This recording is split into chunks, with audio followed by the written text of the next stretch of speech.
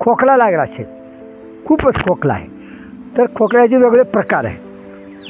तर झोपल्यानंतर घशात गुळगुळ करत असेल, झोपलं की लगेच खोकला येतो, खोकले सगळ्या भक्या दुखतात, तर त्यावेळेला समजायचं की आपली पडझीप पडलेली आहे.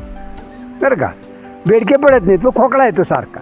तर काय करायचं, हातावर मीठ घ्यायचं, वाटलेलं मिठाची पावडर घ्यायची, अंगठा ओला करायचा आणि असं दाबायचं आणि वरी असं हे करायचं, वरच्या बाजूला टाळूला असं हलक्या हातानं मीठ हे करायचं, पुन्हा वरी दाबायचं, असं गोल फिरवायचं, गरम पाणी घ्यायचं, परत असं 2-3 वेळा करायचं आणि प्रत्येक वेळा तोंड भरून पाणी घ्यायचं. त्याच्यामुळे काय होतं, घशामधला चिकट ठुका सगळा निघून जातो.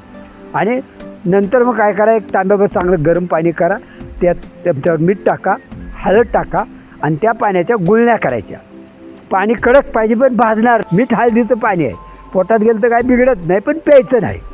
असं एक तांब्यावर पाणी संपवायचं, तोंड असं ओतायचं नाही पाणी तोंडात, तोंड लावून ग्लासानं हळूहळू तोंड भरून पाणी घ्यायचं आणि ते पाणी घेतल्यानंतर आकाशाकडे तोंड करायचं. असे जीभ हलवली की घाटीपर्यंत ते गरम पाणी जातं, शेक बसतो. अशा पद्धतीने शेक बसला तर मग पुन्हा तुम्ही काय करा की थंड पाणी प्यायचं नाही कधी. थंड पाणी पिलं की तुम्हाला अजून परत गेलेला आजार माघारी.